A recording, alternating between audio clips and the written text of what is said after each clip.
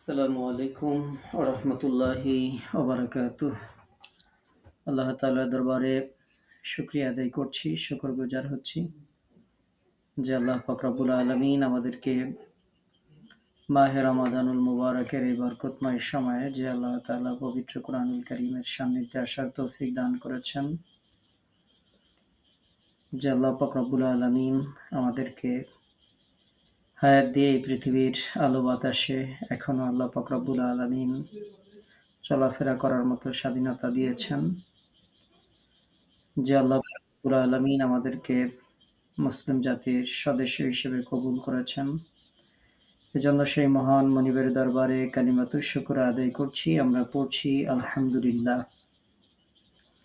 দরুদ ও সালাম জানাচ্ছি আমাদের প্রিয় নবী সাইয়্যিদুল মুরসালিন রাহমাতুল লিল আলামিন, যেই নবীর উপর আল্লাহ পাক রব্বুল আলামিন তার এই পবিত্র কিতাবকে অবতীর্ণ করেছিলেন।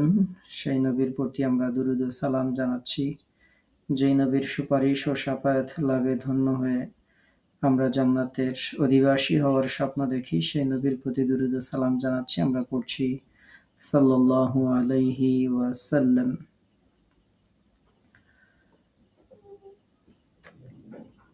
আল্লাহ তাআলার কাছে আমরা ক্লাসের শুরুতে যথারীতি প্রার্থনা করছি, মহান রব একান্ত মেহেরবানি করে আমাদের এই কোরআন শিক্ষাকে আমাদের দুনিয়ার জীবনে বরকত এবং পরকালীন জীবনে আল্লাহ পাক রব্বুল আলামিন মুক্তি ও নাজাতের ওসিলা হিসেবে কবুল করুন। এজন্য আল্লাহ তাআলার কাছে সাহায্য কামনা করে আমরা আমাদের আজকের ক্লাস শুরু করছি ইনশাআল্লাহ।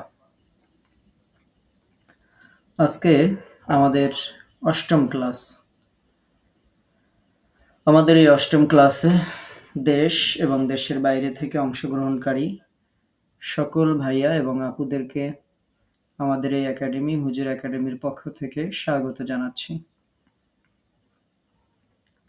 আমাদের আজকের ক্লাসের আলোচ্য বিষয় খুবই গুরুত্বপূর্ণ, এক আলিফ মাদ সম্পর্কে। আবারও বলছি, আমাদের আজকের ক্লাসের আলোচ্য বিষয় এক আলিফ মাদ সম্পর্কে। এক আলিফ মাদের ব্যাপারে আগে একটু বলে নিই যে পবিত্র কোরআনুল কারিমে আমরা যেই নিয়মগুলো ব্যবহার করি, তাসবিদের যে নিয়মগুলো আমরা ফলো করি, তার মধ্যে এক আলিফ মাদ এটি সব থেকে বেশি ব্যবহৃত হয়। তার মানেই হচ্ছে তাসবিদ সংক্রান্ত আমরা যেই নিয়ম কানুনগুলো ফলো করি পবিত্র কোরআনুল কারিমের মধ্যে, তার মধ্যে এক আলিফ মাদটি সর্বোচ্চ ব্যবহৃত, অর্থাৎ সব থেকে বেশি এক আলিফ মাদ আমাদেরকে ফলো করতে হয় পবিত্র কোরআন তেলাওয়াতের সময়। সুতরাং এটি কত গুরুত্বপূর্ণ আপনারা বুঝতে পারছেন। তো আমরা এটি সম্পর্কে আজকে আলোচনা করবো ইনশাআল্লাহ। কারো যদি কোথাও প্রশ্ন থাকে নোট করে রাখবেন, আমরা যখন প্রশ্ন উত্তর পর্ব রাখবো তখন আপনি প্রশ্ন করতে পারবেন ইনশাআল্লাহ। আমরা যে মাদ বলছি, মাদ অর্থ টেনে পড়া। যে সব হরফে টান হবে সেই সব হরফে নিয়ম অনুযায়ী টেনে পড়াকে মাদ বলে।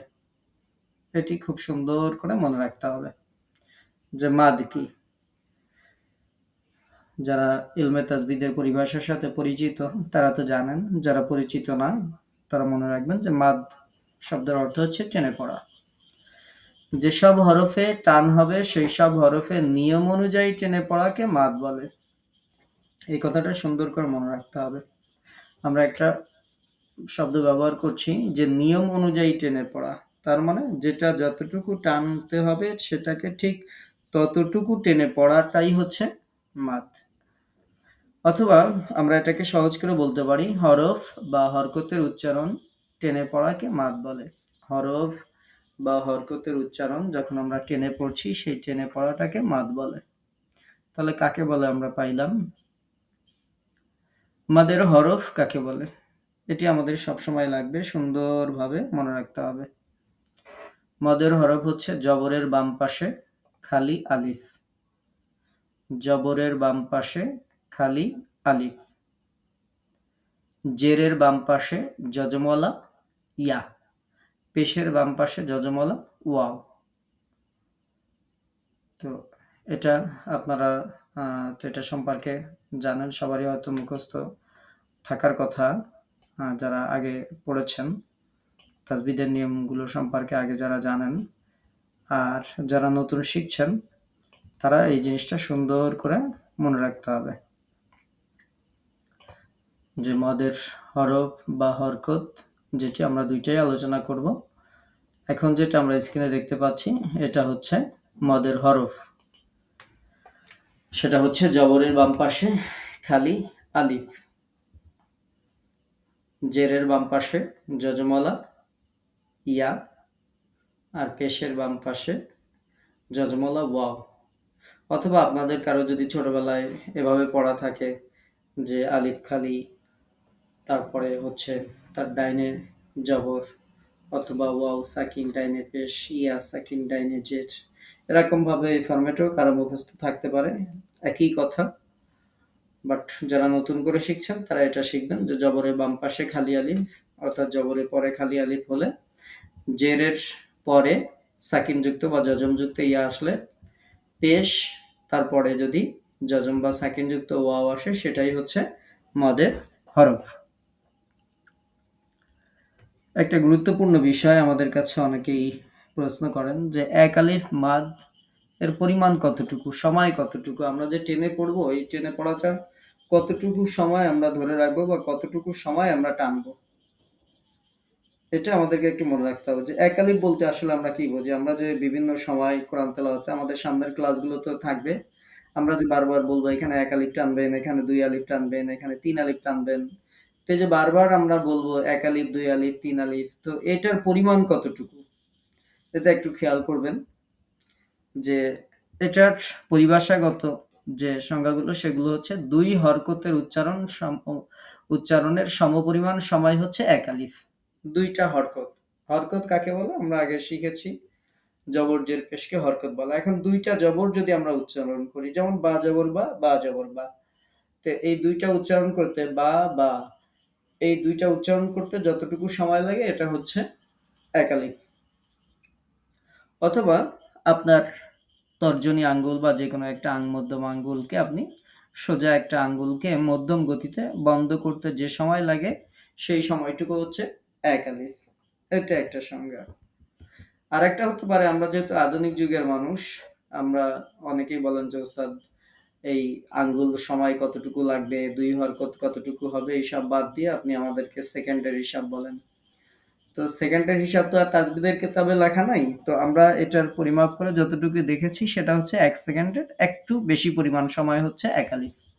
এক সেকেন্ড থেকে একটু বেশি হয় এক আলিফ, তাহলে অন্তত এটুকুও যদি মনে রাখেন যে এক সেকেন্ডের একটু বেশি সময়, অন্তত এক সেকেন্ডের কম না হয়, এক সেকেন্ডের একটু বেশি হয়, এতটুকু পরিমাণ সময় হচ্ছে এক আলিফ। আপনাদের যে এমসিকিউ পরীক্ষা হবে, এমসিকিউ পরীক্ষাতে এই প্রশ্ন আসতে পারে যে এক আলিফ মদের সময় কতটুকু। আগেই বলে দিলাম, আমাদের পরীক্ষায় যেগুলো আসবে সেগুলো আমরা ক্লাসের মধ্যে মোটামুটি বলে দিব ইনশাল্লাহ। আপনারা যারা এটা মনে রাখবেন তারা ইনশাল্লাহ পরীক্ষাতে ভালো করবেন এবং কোরআন তেলাওয়াত সহি হবে ইনশাআল্লাহ। তাহলে এক সেকেন্ডের একটু বেশি পরিমাণ সময়, বা একটা সোজা আঙ্গুলকে মধ্যম গতিতে বন্ধ করতে যে সময় লাগে সেটা, অথবা দুই হরকতের সমপরিমাণ সময় হচ্ছে এক আলিফ। এটা খুবই গুরুত্বপূর্ণ, মনে রাখতে হবে।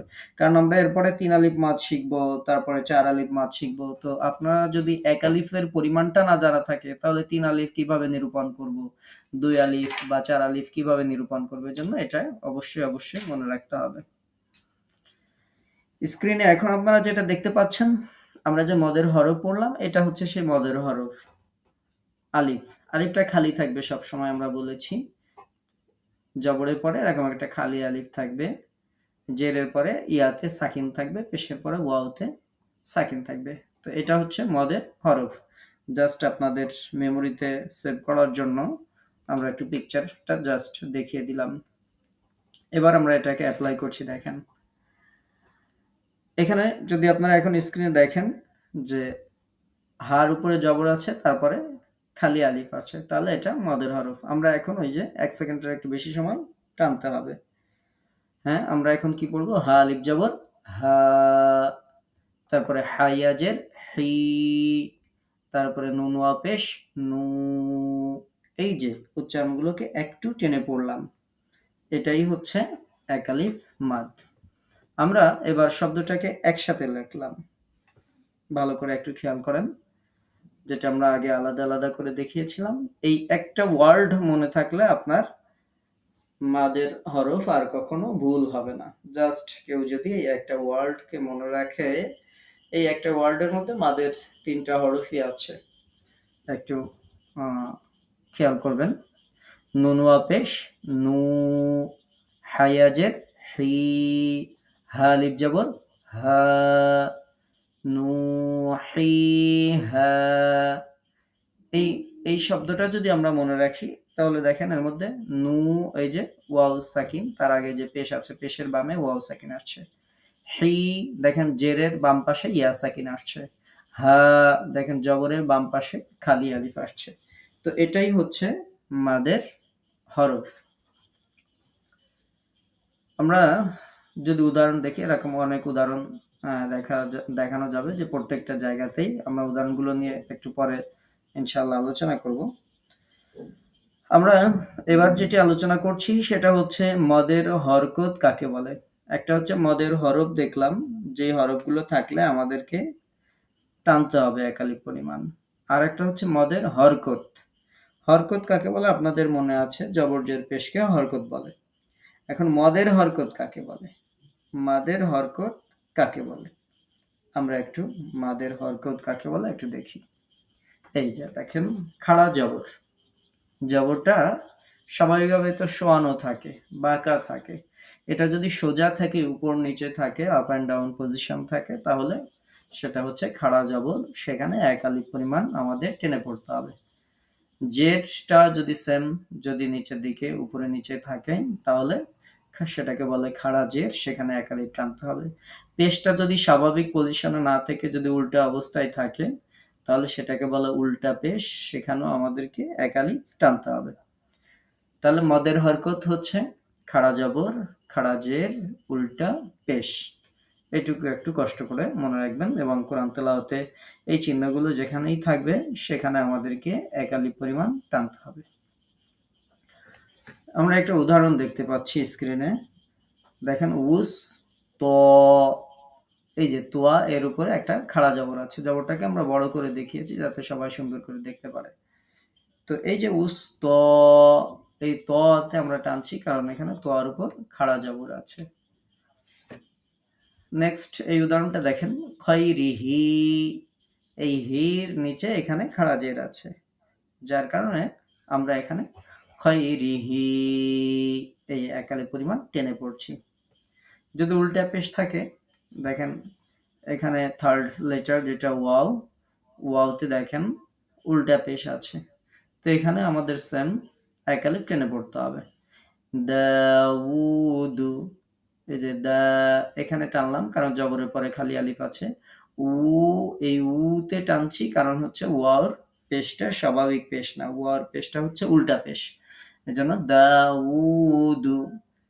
এই যে উতে যে টানলাম উল্টা পেশ থাকার কারণে, এটার নাম হচ্ছে মাদের হরকত। আমরা এবার একটা নতুন আলোচনায় আসি, তা হচ্ছে আমরা যে মাদের হরফ শিখলাম, মাদের হরকত শিখলাম, মাদের পরিমাপ শিখলাম। এখন মাদ তাজবিদে কত ধরনের মাদ আছে? তাজবিদে মাদগুলো 10/12 প্রকার, এটি নিয়ে আমরা আলোচনা করব। তো আপনারা প্রশ্ন করতে পারেন যে উস্তাদ হয় 10 বলবেন না 12 বলবেন, 10/12 কেন বলছেন? তার কারণ হচ্ছে কোন তাজবিদের কিতাবে 10 প্রকার লেখা আছে। স্বাভাবিকভাবে ম্যাক্সিমাম ছোট ছোট যে তাজবিদের কিতাবগুলো, এখানে 10 প্রকারই লেখা আছে। তাজবিদের উচ্চতর যে কিতাবগুলো সেখানে 12 প্রকারই লেখা আছে। তবে এই 10 প্রকার শিখলে 12 প্রকার লাগে না। মূলত এই 10 প্রকার শিখলেই 12 প্রকার হয়ে যায়, শিখা হয়ে যায়। এবং এর বাইরেও কিছু মাদ আছে যেগুলো মোটামুটি এই 10 প্রকারের মধ্যেই ব্যবহৃত হয়। এজন্য স্বাভাবিকভাবে এটাকে বিস্তারিত আলোচনা না করে 10 প্রকার হিসেবেই মাদকে শেখানো হয়ে থাকে। আমরা একটু দেখি স্ক্রিনে যে কোন মাদ কত প্রকার। এক আলিফ যে মাদটি, এটি হচ্ছে 3 প্রকার অথবা 5 প্রকার। অথবা মানে হচ্ছে কোন বইতে দেখবেন ৩ প্রকারই লেখা আছে ম্যাক্সিমাম বইতে, কোথাও ৫ প্রকার লেখা আছে। আমরা ৫ প্রকার নিয়েই আলোচনা করব ইনশাআল্লাহ। ৩ আলিফ মাদ হচ্ছে ২ প্রকার, আর ৪ আলিফ মাদ হচ্ছে ৫ প্রকার। এই সর্বমোট মাদ আমরা যদি এটা ধরি ৩ আর ২ ৫ আর ৫ ১০ প্রকার, আর যদি এই ৫ প্রকার ধরি তাহলে ১২ প্রকার। তো আমরা এই সবগুলো আস্তে আস্তে শিখবো ইনশাআল্লাহ। আমরা এক আলিফ মাদ সম্পর্কে আজকে আলোচনা করব। এক আলিফ মাদ কত প্রকার? এক আলিফ মাদ আমরা ৫ প্রকার শিখবো আমাদের ক্লাসে। কেউ যদি এটাকে ৩ প্রকার বলেন তারটা ভুল না, তারটাও সঠিক। অনেক বইতে লেখা আছে, আমরা কোনোটাকেই ভুল বলবো না, বাট আমরা এক আলিফ মাদের ৫ প্রকার আমরা শিখবো ইনশাআল্লাহ। একটু খেয়াল করব যে এক আলিফ মাদ ৫ প্রকার কি কি। এটা হচ্ছে পরিভাষা। আমাদের ক্লাসে আমরা সবসময় বলে থাকি যে পরিভাষা মুখস্থ করা আবশ্যক নয়, আপনি বুঝতে পারলেন কিনা সেটা আমাদের জন্য গুরুত্বপূর্ণ। এজন্য সবাই বোঝার চেষ্টা করবেন। পরিভাষা না বুঝলেও সমস্যা নেই। পরিভাষাগুলো হচ্ছে এরকম, একটা হচ্ছে মাদ্দে তাবাই বা আসলি, আসলি মানে আসল, মূল মাদ।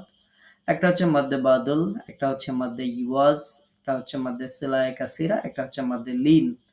নাম দেখে ভয় পাওয়ার কোনো দরকার নেই, আমরা এগুলো সম্পর্কে একটু আলোচনা করি। দেখেন আপনি খুব সুন্দর করে বুঝতে পারবেন ইনশাআল্লাহ। আর আপনি বুঝলেই হবে, কোনটা কি নাম সেটা মনে না থাকলেও সমস্যা নেই। আমরা রুলসটা যদি ফলো করতে পারি, তাহলে আমরা যদি সে অনুযায়ী কোরআনটা তেলাওয়াত করতে পারি, সেটি আমাদের জন্য গুরুত্বপূর্ণ। মাদ্দে তাবাই বা আসলি যেটা, সেটা কি? মাদ্দে তাবাই বা আসলি যেটা, সেটা হচ্ছে আমরা এতক্ষণ যে মদের হরফ শিখেছিলাম, আপনাদের মনে আছে? দীর্ঘক্ষণ আমরা যে আলোচনা করলাম মদের হরফ, সেই মদের হরফ বা মদের হরকত যেটা, সেটাই হচ্ছে আসলি মাদ বা মাদ্দে তাবাই। এটা এই যে জবরের বাম পাশে খালি আলিফ, জেরের বাম পাশে জজমওয়ালা ইয়া, পেশের বাম পাশে জজমওয়ালা ওয়াও, এটা হচ্ছে মাদ্দে আসলি। আসলি মানে আসল, আসল মানে মূল, মূল মানে অরিজিনাল, যে মাদ যেটা সব থেকে বেশি ব্যবহৃত হয়। হ্যাঁ, তো এটা নিয়ে আমি আর কথা বলছি না, যেহেতু আমরা ক্লাসের শুরুতে এটা নিয়ে দীর্ঘক্ষণ আলোচনা করেছি। এই যে এগুলো আপনাদেরকে দেখিয়েছি, এটাও দেখিয়েছি, এটা নিয়েও আমরা আলোচনা করেছি। হরকত, হরকত নিয়ে আমরা আলোচনা করেছি, খাড়া জবর, খাড়া জের, উল্টা পেশ।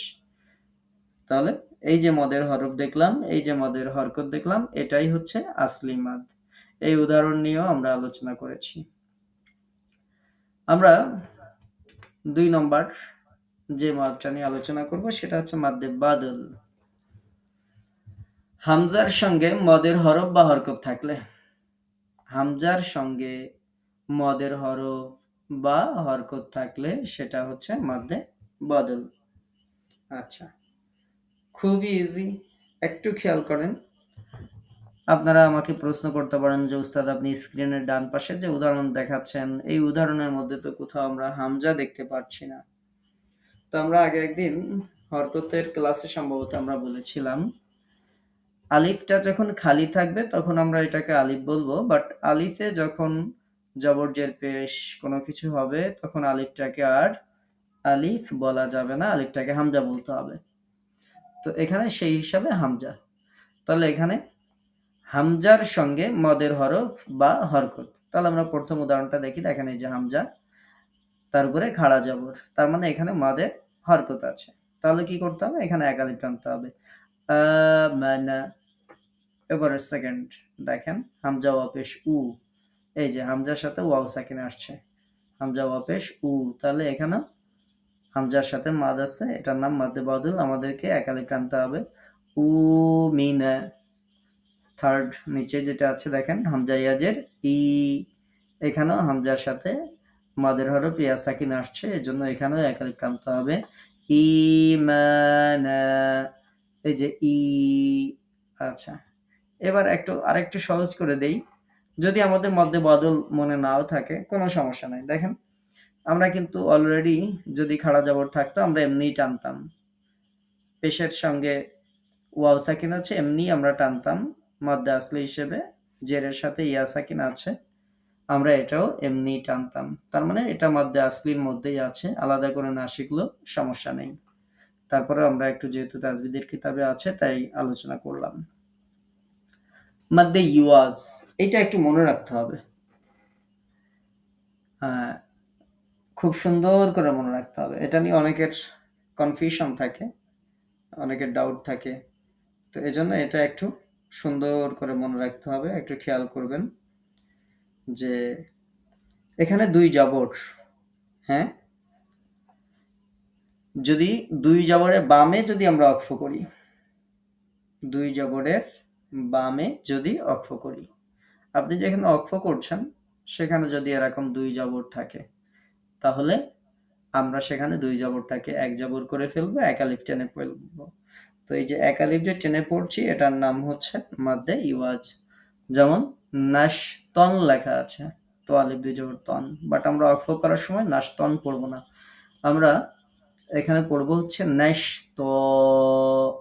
এই যে দুই জবরকে এক জবর বানালাম, এক আলিফ টেনে পড়লাম, এটার নাম হচ্ছে মাদ্দে ইওয়াজ। গর কন লেখা আছে, বাট আমরা যখন এখানে অক্ষ করব তখন গর কন না পড়ে আমরা পড়ব গর ক, এভাবে আমরা পড়ব। এটার নাম মাদ্দে ইওয়াজ, এটা একটু মনে রাখতে হবে। মাদ্দে সিলায়ে কাসিরা, হায় জমিরের ডানে এবং বামে সাকিন বা জজম না থাকলে এটাকে বলা হয় মাদ্দে সিলায়ে কাসিরা। বাট এটা যদি কেউ মনে নাও রাখেন তবুও সমস্যা নাই। দেখেন এখানে উল্টা পেশ আছে, এখানে খাড়া জের আছে, উল্টা পেশ আছে, আমরা এমনিই টানতাম, হ্যাঁ। তো এই হাটাকে হায় জমির বলা হয়। জমির মানে হচ্ছে সর্বনাম। আপনাদের কাছে এই পরিভাষাটা অনেকের কাছে নতুন হতে পারে। হায় জমির মানে কি? সর্বনাম। যেমন রহিম ভালো ছেলে, সে প্রতিদিন মাদ্রাসায় যায়। এই যে আমরা রহিমের পরিবর্তে সে ব্যবহার করলাম, আরবিতে এটাকে হা দিয়ে ব্যবহার করতে হয়, যে রাহিম ওয়ালাদুন সালেহ, রহিম একজন ভালো ছেলে। তো এখন পরের বার বাক্য যখন আমরা ইউজ করব, যে যেমন হুয়া দিয়ে আমরা তখন বলবো যে হুয়া, রহিম না বলে আমরা তখন বলবো হুয়া মানে সে, অথবা বাক্যের শেষে হা দিয়ে আমরা সে বা তাকে বুঝাই। এটা আরবিতে এই সর্বনামকে জমির বলা হয়। তো যে লাহু মানে হচ্ছে তার, তো এই হায় জমির যেটা, সেটার ডানে বা বামে যদি সাকিন অর্থাৎ জজম না থাকে তাহলে সেই সব জায়গাতে এক আলিফ টেনে পড়তে হয়। তো মজার ব্যাপার হচ্ছে এই জমিরগুলোতে এই উল্টা পেশ, খাড়া জের এটা দেয়া থাকে। তো এই জন্য আমরা সহজ হবে যে আমরা এটা এমনি টেনে ফেলবো উল্টা পেশ বা খাড়া জের দেখে। লাহু, বিহি, ইয়ারাহু, এই যে উদাহরণগুলো এরকম পবিত্র কোরআনের বিভিন্ন জায়গায় আছে, সেখানে আমাদেরকে এক আলিফ টেনে পড়তে হবে। তাহলে এই যেটা আমরা দেখালাম মাদ্দে সিলায়ে কাসিরা, এটা মনে না থাকলেও আমরা পড়তে পারবো মাদ্দে আসলি হিসেবে ইনশাআল্লাহ। আমাদেরকে 5 নম্বর যেটা, এটা আবার মনে রাখতে হবে, এটার কোনো শর্টকাট নাই। মাদ্দে লিন, এটা খুব সুন্দর করে আমাদেরকে শিখতে হবে, মনে রাখতে হবে। পবিত্র কুরআনুল কারীমে মাদ্দে লিনের প্রচুর ব্যবহার আছে, অনেক অনেক ব্যবহার আছে। তো এজন্য একটু খেয়াল করতে হবে। মাদ্দে লিনের মাদ দেখা যায় না, এটা মনে রাখতে হবে। এটা মুখস্থ করা ছাড়া এর বিকল্প কোনো অপশন নাই। এটা না শিখে গ্যাপ দেওয়ার কোনো সুযোগ নাই। এটা এমন একটা মাদ যেটা স্বাভাবিক মাদের সাথেও মিল নাই। এজন্য এটা আমাদেরকে শিখতে হবে, বুঝতে হবে এবং মনে রাখতে হবে, সে অনুযায়ী আমল করতে হবে। দেখেন এখানে দুটো উদাহরণ আছে, নাজদাইনি খাউফিন। আচ্ছা, নাজদাইন, দাইনি, এখানে আমরা একটু ভালো করে দেখি যে এখানে আমরা স্বাভাবিকভাবে কিন্তু মাদের কোনো জিনিস দেখতে পাচ্ছি না, কিন্তু মাদ হবে। কেন হবে আমরা একটু লিন সম্পর্কে জেনে আসি, তারপরে বলছি। লিনের হরফ, আমরা যেমন মাদের হরফ শিখেছি, ঠিক একই রকম ভাবে মদ্দে লিনের কিছু হরফ আছে, কিছু মানে দুইটা হরফ আছে। লিনের হরফ হচ্ছে জবরের বাম পাশে যজমওয়ালা ওয়াও অথবা যজমওয়ালা ইয়া, মানে সাকিনযুক্ত ওয়াও অথবা সাকিনযুক্ত ইয়া থাকবে জবরের পরে, জবরের পরে সাকিনযুক্ত ওয়াও থাকবে অথবা সাকিনযুক্ত ইয়া থাকবে, সেটার নাম হচ্ছে লিনের হরফ। এই লিনের হরফ খুব দ্রুত পড়তে হয়। এখানে কোনো সময় নেওয়া যাবে না, টানা যাবে না, খুব দ্রুত পড়তে হবে। তো এখন আপনারা বলবেন যে উস্তাদ তাহলে যেহেতু টানাই যাবে না, মাদের মধ্যে কেন আলোচনা করছেন? মাদের মধ্যে আলোচনা করছি কারণ হচ্ছে যে আগে এটা দেখায় তারপরে আপনাদেরকে দেখাচ্ছি যে এটা হচ্ছে লিনের হরফ। দেখেন জবরের পরে ওয়াও সেকেন্ড আছে, বাউ, বাইয়া যাব বাই, বাউ বাই, এরকম দ্রুত পড়তে হবে। তো আমাদের যেই জায়গায় কাজ সেটা হচ্ছে যে আমরা যখন লিনের হরফের বামের হরফে অক্ষ করব সেইখানে আমাদেরকে টেনে পড়তে হবে। কতটুক টানতে হবে? মনে রাখবেন যে মাদ্দে লিন এক আলিফ টানা যায়। আমরা যেহেতু এক আলিফ মাদের মধ্যে এটার প্রকার হিসেবে পড়তেছি, তার মানে এটা এক আলিফ টানা যায়, এটা তো আমরা বুঝতে পারছি। দুই আলিফ টানা যায়, কেরাতের মধ্যে কারি সাহেবরা এটাকে তিন আলিফ পরিমাণও টানেন, তার মানে তিন আলিফও টানা যায়। আমরা যেটা শিখাবো আপনাদেরকে যে স্বাভাবিকভাবে আমরা দুই আলিফ পরিমাণ আমরা টেনে পড়বো, দুই আলিফ পরিমাণ আমরা টেনে পড়বো, এটা মনে রাখবেন যারা আমাদের কাছে শিখছেন। হ্যাঁ, তো আমরা তাদেরকে দুই আলিফ পরিমাণ শেখাবো যে দুই আলিফ পরিমাণ অন্তত আমরা টেনে পড়বো। এবার আমরা আসি একটা উদাহরণ দেখেন। খ অজবর খও, তাহলে এটা লিনের হরফ। আমরা বলেছি লিনের হরফের বামে যদি অক্ফ করা হয় সেটা হচ্ছে মাদ্দে লিন। এখন খৌফিন আছে, আমরা তো এখানে অক্ফ করি। আমরা সূরা কুরাইশ যখন পড়ি ইলাফি কুরাইশ ইলাফিহিম রিহলাতাশ শিতাই ওয়াস সাইফ, এই যে টানগুলো ফালিয়াবুদু রাব্ব হাযাল বাইত আল্লাযী আত'আমাহুম মিন জু'ইন ওয়া আমানাহুম মিন খাউফ। এই যে প্রত্যেকটা জায়গায় আমরা যে জায়গাগুলো বললাম এই জায়গাগুলোতে মাদ্দে লিন আছে, আমরা এই জায়গাগুলোতে দুই আলিফ পরিমাণ টানতে হবে। এখন আমরা যখন খৌফিন এটাকে যখন আমরা খৌফ পড়ছি তখন আমাদেরকে টেনে পড়তে হবে, কমপক্ষে দুই আলিফ পরিমাণ আমরা টানবো, তখন পড়তে হবে খৌফ। এটাই হচ্ছে মাদ্দে লিন। যেমন নাউম, নাউমিন আছে। এখন আমরা যখন এই নাউমে থামবো তখন আমাদেরকে এরকম দুই আলিফ টেনে পড়তে হবে, নাউম, এরকম। জবরের বাম পাশে ওয়াও সাকিন আছে, তারপরের অক্ষরে থামছি, এটা মনে রাখতে হবে। আমরা মাউতুন মৃত্যু যেটা বলি সেটাতেও যদি আমরা এই তাতে যদি অক্ষ করি তাহলে আমাদেরকে টেনে পড়তে হবে দুই আলিফ, মাউত, এভাবে টেনে পড়তে হবে। এই যে মাদটা আমরা দেখাচ্ছি এই মাদের নাম হচ্ছে মাদ্দে লিন। যেমন বাইয়া জবর বাই, দেখেন জবরের পরে ইয়া সাকিন আছে, তার মানে এটা লিনের হরফ। এরপরে থার্ড লেটারে যখন আমরা অক্ষ করছি তখন এটা মাদ্দে লিন হয়ে যাচ্ছে, তখন আমাদেরকে কি করতে হবে? আমাদেরকে টেনে পড়তে হবে বাইত, এভাবে টেনে পড়তে হবে। এটার নাম হচ্ছে মাদ্দে লিন। এরকম আরো উদাহরণ আছে পবিত্র কোরআনুল কারীমে। তো আমরা আজকে যে ক্লাসটা আমরা দেখলাম, ক্লাসটা আমি আরেকবার রিভিউ করছি। সবাই একটু সুন্দর করে খেয়াল করবেন, কোনো প্রশ্ন থাকলে এরপরে জিজ্ঞাসা করবেন ইনশাআল্লাহ। আজকে আমাদের ক্লাস ছিল মাদ সম্পর্কে। আমরা মাদ নিয়ে আলোচনা করেছি। দীর্ঘ একটা লম্বা ক্লাস ছিল আজকে আলহামদুলিল্লাহ, এবং এই ক্লাসটা ছিল খুবই গুরুত্বপূর্ণ একালিফ মাদ নিয়ে, যেহেতু পবিত্র কোরআনুল কারীমে একালিফ মাদ সব থেকে বেশি ব্যবহৃত হয়েছে। মাদ মানে টেনে পড়া, আমরা শিখেছি নিয়ম অনুযায়ী টেনে পড়তে হবে, সেটাকে মাদ বলে। হরফ অথবা হরকতের উচ্চারণকে টেনে পড়াকে মাদ বলে। যেমন হরফের সময় তো দেখিয়েছি, হরকতের সময় খাড়া জবর খাড়া জের উল্টা পেশ এগুলোকে যখন আমরা টেনে পড়বো এটাকে মাদ বলে।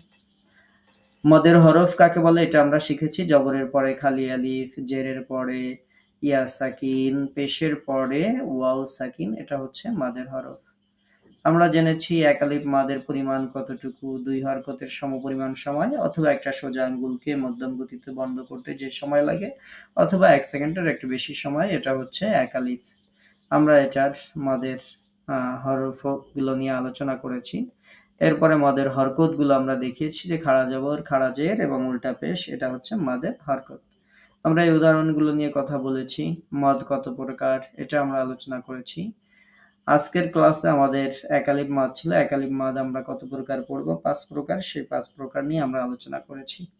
৫ প্রকার মাদ ছিল মাদ্দে তাবাই বা আসলি, মাদ্দে বাদল, মাদ্দে ইওয়াজ, মাদ্দে সিলায়ে কাসিরা এবং মাদ্দে লিন। মাদ্দে তাবাই বা আসলি হচ্ছে আমরা আগে যেটা দেখালাম মাদের হরফ এবং মাদের হরকত যেটা, এটাই হচ্ছে মাদ্দে তাবাই বা আসল মাদ, একালিপ টানতে হয়। মদ্দে বদল হামজার সাথে যদি মদের হরফ বা হরকত থাকে তাহলে সেটাকে মধ্যে বদল বলা হয়। যেমন এখানে হামজার সাথে খাড়া জবর আছে, এটা মদের হরকত আছে। আবার তার নিচেরটায় হামজার সাথে ওয়াও সাকিন আছে, মানে মদের হরফ আছে। হামজার সাথে যদি এরকম মদের হরফ বা হরকত থাকে তাহলে সেটা মধ্যে বদল। মধ্যে ইওয়াজ আমরা শিখেছি, যদি আমরা যেখানে থামবো সেখানে যদি দুইটা জবর থাকে তাহলে দুই জবরকে এক জবরে কনভার্ট করতে হবে, একালিপ টেনে পড়তে হবে। এটার নাম হচ্ছে মধ্যে ইওয়াজ। মধ্যে সিলায়ে কাসিরা আমরা যে হা গুলো দেখি, হায় যে জমির, সেই হায় জমিরের ডাইনে বা বামে যদি সাকিন না থাকে তাহলে সেখানে আমাদেরকে টেনে পড়তে হবে, সেটার নাম মাদ্দে সিলায়ে কাসিরা।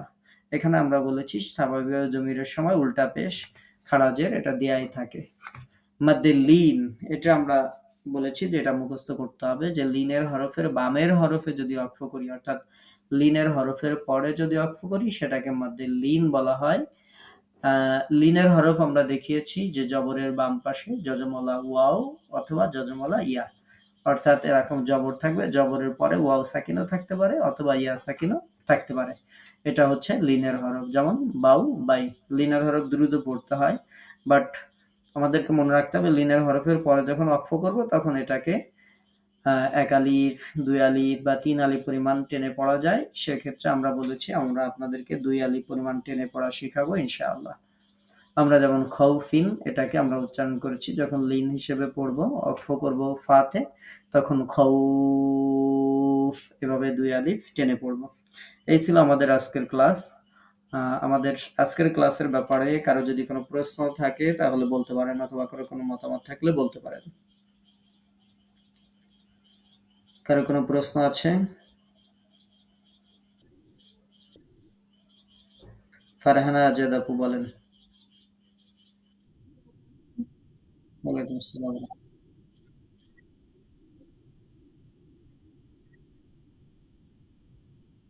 না, এটা আমরা জিজ্ঞেস করবো, এখন বলার দরকার নেই। আচ্ছা, তারপরে সামিয়া সূচি। ওয়ালাইকুম আসসালাম। জি, আপনার কোনো প্রশ্ন?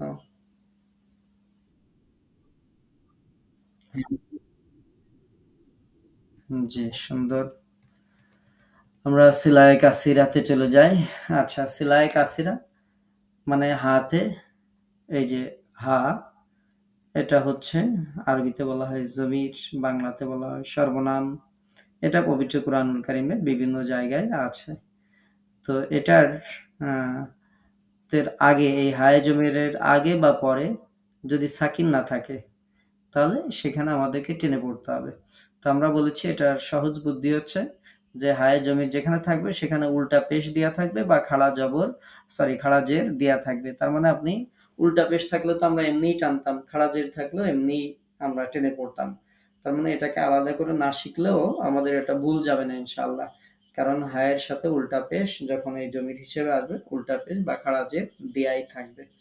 এখন কি বুঝতে পেরেছেন?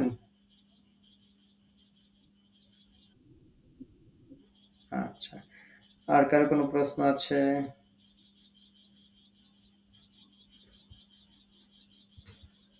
আর কারো কোনো প্রশ্ন আছে? আচ্ছা, আর কারো মনে হয় প্রশ্ন নেই। না বুঝতে পারলে প্রশ্ন করবেন, কোনো সমস্যা নেই ইনশাআল্লাহ। তো আমরা আজকের আহ, ওয়ালাইকুম আসসালাম, জি বলুন।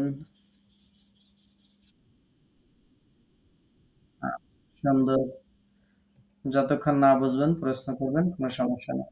মাদ্দে লিন, লিনের আমরা দুইটা হরফ আলোচনা করেছি। আপনি কি বলতে পারবেন লিনের হরফ কি কি?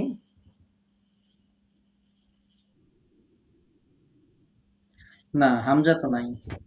জবরের পরে ওয়াও সাকিন অথবা জবরের পরে ইয়া সাকিন, বলেন, আপনি বলেন। কিসের পরে? জবরের পর, ভালো করে মনে রাখবেন। এই যে উদাহরণটা দেখতে পাচ্ছেন, এই উদাহরণটা থেকেই জবরের পরে কি আছে? ওয়াও সাকিন। তার মানে এটা লিনের হরফ, তাই না? আচ্ছা, লিনের হরফ দ্রুত পড়তে হয়। বাট যদি লিনের হরফের পরের হরফে যদি অক্ষ করি, অর্থাৎ মিম, মিমে আমরা অক্ষ করার সময় কি দিব? সাকিন দিব, তাই না? আচ্ছা, এখন যখন আমরা এখানে থামছি তখন এটাকে তাড়াতাড়ি না পড়ে তখন আমরা এখানে ২ আলিফ পরিমাণ টানবো। এখন নাও মিম, যখন আমরা এরকম পড়তাম দ্রুত, কিন্তু যখন আমরা এখানে সাকিন দিয়ে থামছি তখন আমাকে এখানে পড়তে হবে নৌম। এভাবে কমপক্ষে ২ আলিফ টানতে হবে। এই যে টানলাম এটার নাম হচ্ছে মাদ্দে লিন।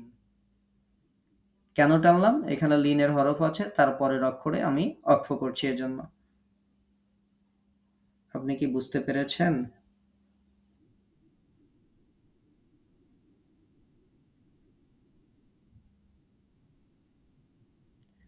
হ্যাঁ, ২ আলিফ লম্বা করে পড়তে হবে যদি আপনার এই সংজ্ঞার সাথে মেলে। জবরের পরে যদি ওয়াও সাকিন বা ইয়া সাকিন থাকে। জবরের পরে যদি এই দেখেন এটা ইয়া সাকিন আছে জবরের পরে। তো তারপরে এইখানে যেকোনো লেটারই থাকতে পারে। হ্যাঁ? লাস্টে। বাট আমাদের দেখতে হবে যে জবরের পরে ওয়াও সাকিন আছে কিনা, জবরের পরে ইয়া সাকিন আছে কিনা। তো তারপরের অক্ষরে যদি অক্ষ করি তখনই এই টানটা হবে, এই মাত্রা হবে। ঠিক আছে? আচ্ছা।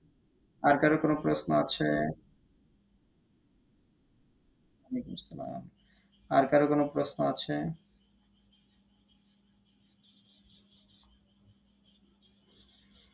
আচ্ছা। আর্ট হয়তো কারো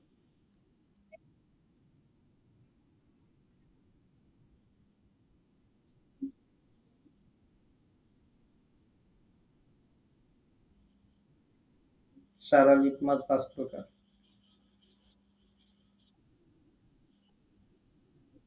জি, জি। আর কারো কোনো প্রশ্ন আছে? আচ্ছা। আর কারো কোনো প্রশ্ন না থাকলে আমরা আমাদের ক্লাস শেষ করব। এটা খুবই গুরুত্বপূর্ণ। আপনারা একটু অবশ্যই দেখে আসবেন। আগামী ক্লাসের পড়া এটাই থাকবে। এটা সুন্দর করে দেখে আসবেন ইনশাআল্লাহ। এটা যত সুন্দর হবে পড়া তত সুন্দর হবে।